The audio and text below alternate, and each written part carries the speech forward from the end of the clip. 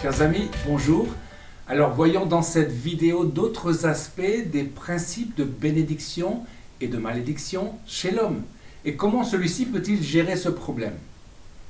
Nous lisons dans la Bible que l'homme a été créé pour le bonheur, mais que la chute en Éden, la rébellion du couple adamique, a fait que Dieu a ordonné des principes de bénédiction et de non-bénédiction ou malédiction.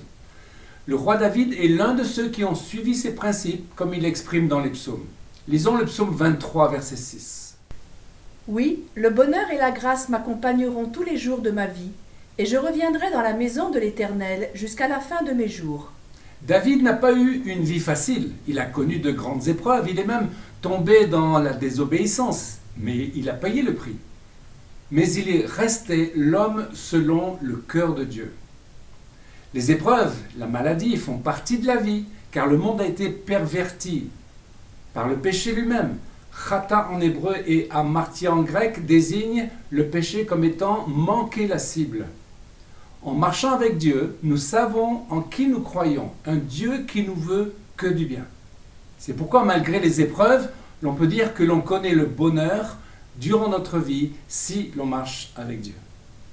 Alors le serpent en Éden, nous avons vu que la Bible désigne le serpent Narash en hébreu comme étant Satan, le principal manipulateur de la nature humaine. Notre faiblesse, combinée avec l'influence du diable, a conduit le monde entier dans le péché. Paul explique que le Dieu de ce siècle a aveuglé l'intelligence afin qu'il ne voie pas briller la splendeur de l'Évangile. Lisons ce que le roi David disait, psaume 51, verset 6. J'ai péché contre toi seul, et j'ai fait ce qui est mal à tes yeux, en sorte que tu seras juste dans ta sentence, sans reproche dans ton jugement. Voici, je suis né dans l'iniquité, et ma mère m'a conçu dans le péché.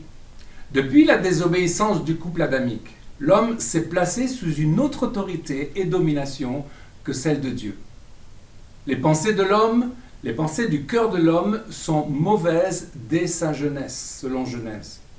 En amputant Adam de son esprit, Dieu a permis que l'homme se place sous la domination du malin.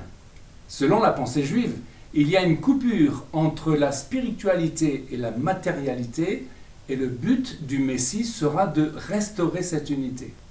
L'image du rêve de Jacob avec l'échelle qui atteint les cieux et sur laquelle les anges montent et descendent librement révèle le but de Dieu de donner à l'homme le retour à cette unité, celle du ciel et de la terre. L'homme est trinitaire, corps, âme et esprit. Sans l'Esprit de Dieu, l'homme est incomplet. Il est soumis à la matérialité et à l'influence du serpent qui a placé en Adam et Ève le doute et l'orgueil. Avec Christ, la première venue du Fils de Dieu, la postérité d'Ève, l'homme a l'occasion d'être restauré en retrouvant l'esprit, la partie manquante. Blaise Pascal, mathématicien, physicien, philosophe et théologien, parle d'un vide en forme de Dieu. Il y eut autrefois dans l'homme un véritable bonheur dont il ne lui reste maintenant que la marque et la trace vide qu'il essaie de remplir inutilement avec tout ce qui l'environne, recherchant dans les choses absentes le secours qu'il n'obtient pas dans les présentes. Or, toutes sont inadéquates, parce que ce gouffre infini ne peut être rempli que par un objet infini et immuable, c'est-à-dire Dieu lui-même. Comme la nature a horreur du vide, c'est ainsi que ce vide spirituel peut se remplir de deux façons. Soit par l'Esprit de Dieu, soit par d'autres esprits malins du domaine occulte. Alors la terre a été maudite. En Genèse 3,14, nous voyons que le serpent est maudit, puis c'est autour de la terre, Adama. Lisons Genèse 3,17. Le sol est maudit à cause de toi. C'est avec peine que tu en tireras ta nourriture tous les jours de ta vie. Il te produira des ronces et des chardons, et tu mangeras de l'herbe des champs. C'est à la sueur de ton visage que tu mangeras du pain. Dieu a-t-il fait de l'homme un végétarien? Non, puisque nous voyons que Abel aura un troupeau et que les enfants d'Israël ont bien aimé l'écaille venue du ciel. Il est intéressant de voir que la terre d'Israël a été piétinée par de nombreux empires depuis 2000 ans. Et elle est devenue un désert sans arbres ni verdure. Or, depuis le retour du peuple juif sur la terre, nous voyons la terre fleurir à nouveau. Les Israéliens sont devenus des champions en matière agricole. Revenons en arrière concernant la malédiction de la terre avec Noé. Dieu a anéanti une humanité pervertie, le déluge a eu lieu et Dieu a sauvé avec l'arche une famille et tous les animaux. Nous voyons alors Noé offrir à l'Éternel un autel. Lisons pour cela Genèse 8, 20. Noé bâtit un autel à l'Éternel. Il prit de toutes les bêtes pures et de tous les oiseaux purs, et il offrit des holocaustes sur l'autel. L'Éternel sentit une odeur agréable, et l'Éternel dit en son cœur, « Je ne maudirai plus la terre à cause de l'homme, parce que les pensées du cœur de l'homme sont mauvaises dès sa jeunesse. Et je ne frapperai plus tout ce qui est vivant comme je l'ai fait.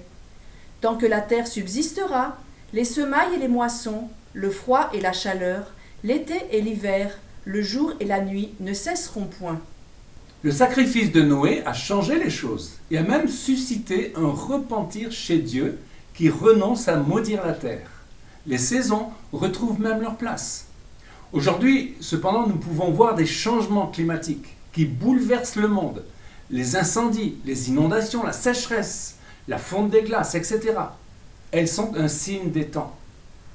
Et nous avons à l'esprit cette parole de Paul. La création tout entière soupire et souffre les douleurs de l'enfantement. Mais également, nous voyons l'œuvre de l'homme détruisant la planète petit à petit. Alors, la révélation des fils de Dieu. Réalisons ceci. Paul parle d'un enfantement. Il y a donc là un événement heureux. Romains 8 dévoile là un principe de vie extraordinaire.